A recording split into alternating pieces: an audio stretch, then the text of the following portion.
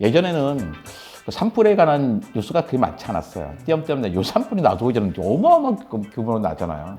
그러니까 비가 올 때는 왕창 오고 또 겨울에는 또 엄청나게 가물었어요. 2024년에 단 한 개의 태풍도 오지 않았습니다. 또 바람도 예전보다 훨씬 더 세고 그러니까 나오면은 우리가 통제하지 못할 만큼 엄청나게 커지게 됐죠.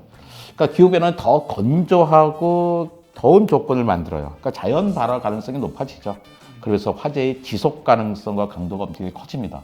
역시 이것도 기후변화. 기후변화라고 이제 느끼죠. 이게 방송 관련된 일을 하다 보니까 뜨끔했던 장면이 하나 있습니다. 저희가 항상 여행 프로그램에서 만리장성에 나오면은 상투적으로 그냥 이런 멘트가 나옵니다. 만리장성은 우주선에서도 보인다. 그런 클리셰 창피하죠. 창피하죠. 책을 보고 제가 부끄러웠는데 보입니까? 안 보이죠. 생각해보세요. 우주 정거장이요 400km 상공입니다. 자, 서울하고 부산까지 거리를 딱 쭉 세워놓은 거예요. 비행기 타봤잖아, 비행기. 자, 부산 상공에서 한번 쭉 서울 방향으로 이렇게 딱 돌 때가 있잖아요. 거기서 서울 보입니까?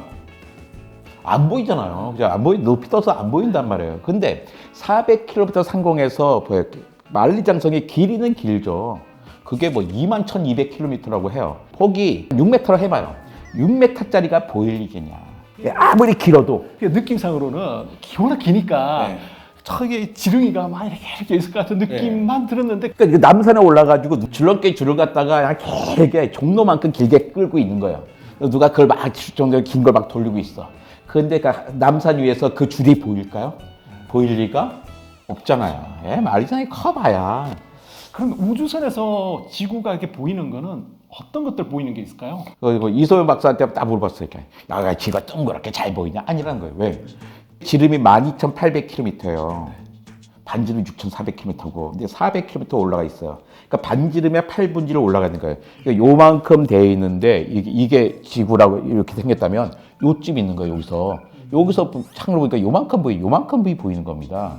동그랗게 보이는 게 아니에요. 물론 둥글게 보이지만 동그란 지구의 둘레가 보이는 게 아니라 중국, 한국, 일본 그 정도 요만큼이 보이는 거죠. 저 둥글게 경계가 둥글게 보이긴 하지만 그만큼을 계속 보면서 돌아가는 거죠. 근데 이 책에 보니까 호주 산불은 보였다면서요? 호주 이게 산불이라는지 들불이라는지 모르겠어요. 산은 아니거든요. 탕탕 같은데. 들불이라고 해요. 들불이라고 하는데 다 산불이라고 하더라고. 우리는 들불 나서 이런 말 안 하잖아요. 우리 기준에서 산불이라고 그러는데 산불이 그러니까 불이 팍 보이는 게 아니라 거대한 구름이 보이는 거예요. 거대한 산불의 구름이 보였습니다. 2019년 말부터 2020년 1월 뭐 이때까지가 되게 큰 뉴스가 된 거였거든요. 근데 바로 큰 뉴스가 되기 전에 9월 말부터 10월까지 호주를 대각선으로 북동쪽에서 남서쪽까지 대각선으로 자동차를 타고 여행한 적이 있어요. 근데 그때도 달려서 사방에 들불이 난 거예요. 아니 이렇게 커다 땅에 잡풀 잡목밖에 없는데도 이렇게 산불이 펄펄 나더라고요. 야 이게 뭐야? 그런데 느끼는 거 있잖아요. 너무나 뜨겁고 건조했어요. 그러니까 어디서 피식하면 이제 산불이 나는 거였죠. 근데 그때 이제 워낙에 재와 연기가 막 차니까 그러면서 거대한 먹구름이 형성이 됐죠. 근데 이게 나중에는 태평양을 건너서 남아메리카에 가요. 인공위성의 도움이 거대한 갈색 연기 구름이 그 나라를 꽉 덮고 있는 것처럼 보이죠. 이럴 때 또 방송이나 신문에서는 뭔가 멋지게 보여야 그렇죠. 그러니까 어떻게 그 시커먼 것들 그냥 붉게 그 칼날을 조정을 해가지고 그러니까 하늘에서 보는데 어떻게 호주 되게 새빨갛게 보일 리가 없잖아요. 그 먹구름이 편데 그런 식으로 표현을 하는 거라고 생각합니다. 내가 거기 그때 있었다니까요. 여기는 하늘 파랬고요.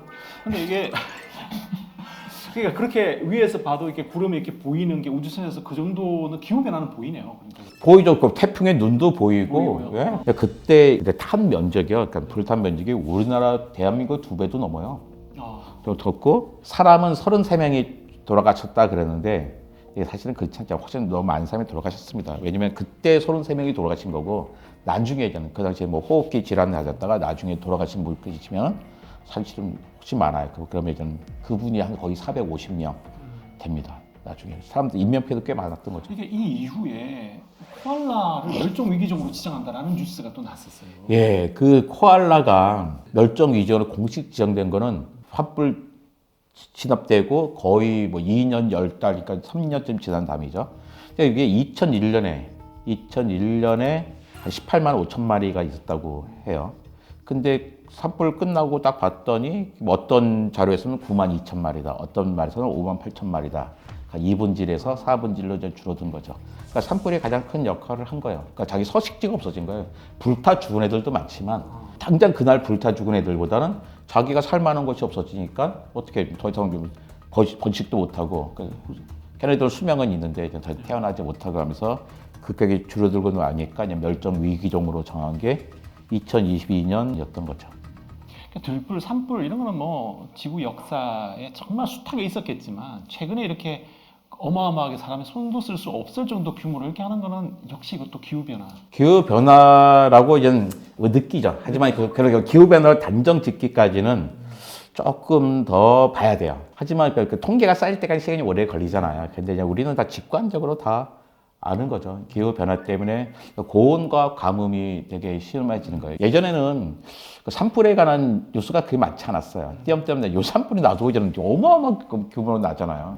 그러니까 비가 올 때는 왕창 오고 또 겨울에는 또 엄청나게 가물었어요. 2024년에 단 한 개의 태풍도 오지 않았습니다. 또 바람도 예전보다 훨씬 더 세고 그러니까 나오면은 우리가 통제하지 못할 만큼 엄청나게 커지게 됐죠. 그러니까 기후변화는 더 건조하고 더운 조건을 만들어요. 그러니까 자연 발화 가능성이 높아지죠. 그래서 화재의 지속 가능성과 강도가 엄청 커집니다. 지금 뭐 LA 근처에 동시에 뭐 7개 나면서 이 부분 정말로 타격이 커졌더라고요. 내가 거기 산다면 그냥 두려워서 살지 못할 것 같아요.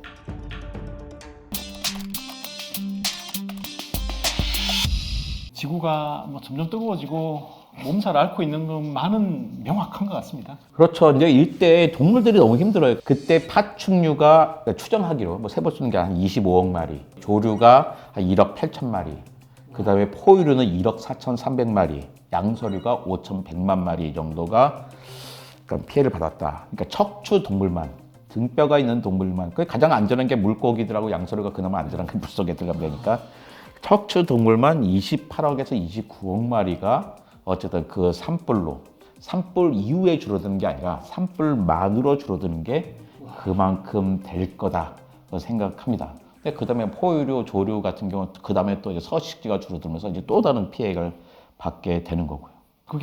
이게 어디서든 막 있는 뭐 동물들인가요? 아니죠. 거기는 또 호주는 특별하잖아요. 그러니까 호주만의 이런 그 진화를 하게 되잖아요. 호주에 있는 동물들은 대부분 호주에 있는 것만 되게 많아요. 주로 유대 동물도 많고. 거기서 멸종되는 거는 지구에서 멸종되는 지금 멸종 없어지는 거죠. 없어지는 거죠. 예. 근데 뭐 멸종까지 가지는 않았어요. 멸종까지는 가지는 않았지만 그 위기는 점점 높아지고 있는 거죠. 책 읽다가 제가 의문이 든 게 하나가 있어서 여쭤보고 싶은 게 있습니다. 231페이지 식물에 관한 내용인데요. 열매는 나무가 겨울을 버티기 위해 양분을 저장해 놓는 것이 아니다. 동물에게 주는 것이다. 열매를 먹고 먼 곳에 똥을 싸서 그곳에서 씨앗이 움트기를 기대하는 것이다. 라고 되어 있거든요. 그래서 제가 책을 읽으면서 막 그런 생각을 했어요. 이게 식물이 만약에 이 큰 열매를 맺으면 안에 막 쾌감을 느끼나? 쾌감을 위해서 어쨌든 번식과 비슷한 행동을 하는 동물들은 그러니까 사람과 동물들밖에 없어요. 사람, 침팬치, 보노보 이런 종류 있잖아요. 그 종류가 그냥 생식의 목적 없이 오늘 아들을 생산합시다 이런 게 아니라 그냥 재미로 하는 동물들이 한 3가지 종류가 확실한 것 같고 그러니까 이런 거죠. 그러니까 어떤 나무는 맛있는 열매를 맺었어요. 근데 어떤 나무는 약간 도련변이 생겨지고 열매가 아예 없어져 버리는 거예요. 씨앗만 작년 껍데기밖에 없어. 또 어떤 나무는 도련변이 있어서 열매가 풍성해진 거예요. 그러면 이게 거기서 그냥 떨어지면 밑에 나무가 과일이 떨어질 수밖에 없잖아요. 그래서 거기서 이제 움트내는 누구랑 경쟁을 해야 되냐면 자기 엄마 나무랑 경쟁을 해야 돼요. 엄마 나무 이미 쫙 있어. 새끼가 올라 여기 살 수가 없어요. 그러니까 그 식물들은 살아나려면 어떻게 하면 어미에서부터 최대한 멀리 떨어져야 돼요. 어미가 없는 곳에 가야지 자기가 살 수가 있어요. 그런데 작은 열매가 생길 것과 커다란 열매가 생긴 것. 작은 열매는 동물들이 안 따먹어. 작은 열매, 커다란 열매가 있다. 동물의 입장에서는 다 보는 눈이 있어서 크고 화려하게 먹지만 야 이게 더 영양분도 많겠구나. 큰 걸 먹죠. 그리고 2학년 그걸 먹고 딴 데 가서 이제 똥을 싸. 거기에서 펼쳐 나가는 거죠. 그러니까 식물이 야 나는 자손 번식을 위해서 열매를 크게 맺어야겠어 이렇게 한 게 아니에요. 자기 그렇게 생각하지 않았지만 다양한 방식으로 이렇게도 돌연변이 나고 저렇게 돌연변이 났는데 그러니까 커지는 방향 쪽의 돌연변이가 선택이 되는 거죠. 자연에 의해서 선택이 되는 거예요. 동물에서. 그래서 그런 방향으로 멋지고 화려한 방향으로 진화할 수밖에 없게 되는 거죠. 그러니까 맛없는 방향으로 진화하면 안 돼요. 왜? 그것은 후손을 남기지 못하니까. 고추나 양파는 사람을 이렇게 택하지는 않았던 것 같아요. 캡사이신이 매운맛을 내잖아요. 새는 그 캡사이신 수용체 리세트가 없어요. 그 얘기 뭐냐면 매운맛을 못 느껴요. 새들이 뭐 고추 먹고서 날라서 가이도 똥 싸면 저기서 고추가 펼쳐 나자는 거죠. 그런 다양한 방식으로 서로 간에 선택들이 있었던 거죠.